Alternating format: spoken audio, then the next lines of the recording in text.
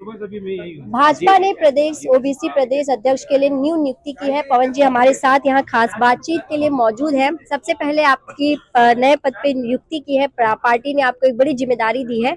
किस तरह से इस जिम्मेदारी को आप निभाएंगे और क्या कुछ आपकी रूपरेखा होगी? पार्टी का कार्यकर्ता हूँ, इस देश का नागरिक हूँ और पार्टी का एक ही स्लोगन है, देश पहले नेशन फर्स्ट। और पार्टी के स्लोगन के साथ में जो पार्टी की डायरेक्शन है, जो पार्टी के कार्यक्रम है, जो पार्टी के विचार हैं, जो पार्टी एक कार्यकर्ता से उम्मीद करती है, वो भी उसी दिशा में है कि हम कैसे देश प्रथम के भाव से काम कर पाए, कैसे देश 2047 में एक विकसित भारत की भूमिका में जाकर खड़ा हो, जो मोदी जी का सपना है, जो भारतीय जनता पार्टी का सपना है।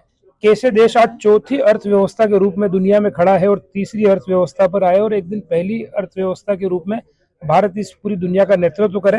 तो मैं एक भारतीय जनता पार्टी का कार्यकर्ता होने के नाते भारतीय जनता पार्टी के वरिष्ठ जन के डायरेक्शन में सदैव उस दिशा में काम करूंगा जिससे भारतीय जनता पार्टी का विचार और पोषित हो और देश और आगे बढ़े। पिछड़े वर्ग के लिए पहला कदम क्या होगा, जो बड़ा डिसीजन आपका होगा उनके लिए, जो कार्य करने के लिए आप अग्रसर होंगे? पिछड़ा वर्ग में जो जातियां आज भी कहीं कहीं पीछे है, आज भी कहीं जो आवश्यकता है कि वो जाति आगे होकर और विकास की पटरी पर तेजी से दौड़े, अगर कहीं आज भी आवश्यकता है, वैसे भारतीय जनता पार्टी की लगातार सरकार होने के कारण से योजनाएं उस दिशा में लगातार बनती जा रही है कि कोई व्यक्ति पीछे नहीं रहे।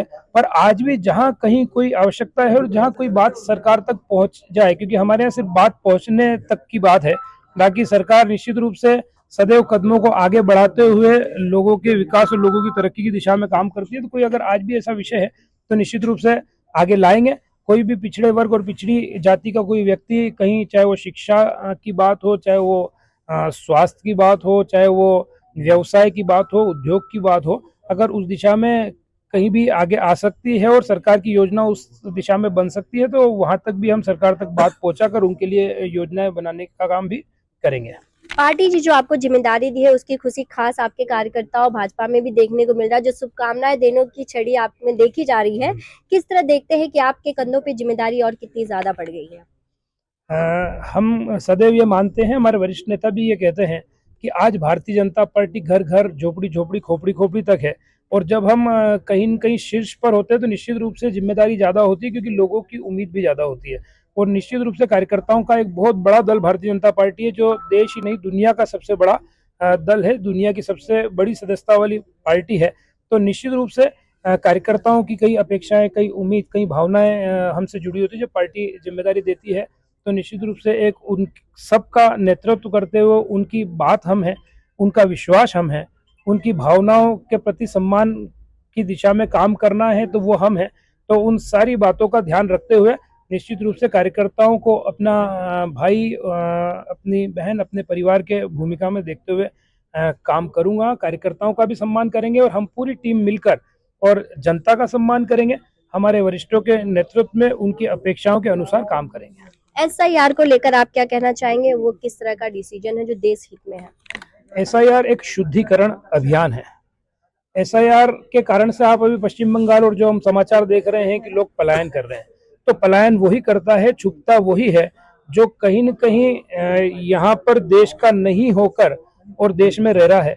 तो जो पार्टियां उनको संरक्षण देने का काम कर रही थी और जिन पार्टियों की दाल रोटी ही उसी कारण से चल रही थी, या वो सरकार जो बन रही थी वो उसी कारण बन रही थी कि जहाँ 35 वोट आ सकते हैं वहाँ 3500 वोट लिखे हुए हैं, तो उसी कारण से जो दल जिंदा थे, जिन दलों की सरकारें बन रही थी या जिन दलों की जो रोटियां उन्हीं वोटरों पर सेक रहे थे, तो अब इस देश के अंदर भारतीय नागरिक ही रहेगा, भारतीय नागरिक ही मतदान करेगा। और अब भारतीय नागरिक जब रहता है तो निश्चित रूप से हर भारतीय नागरिक के मन में भारत के प्रति प्रेम रहता है, भारत माता के सर्वांगीण विकास की दिशा में वो सोचता है। तो SIR एक शुद्धिकरण अभियान है। अब SIR के बाद में वही मतदाता रहेगा जो इस देश का है और इस देश के लिए सोचता है।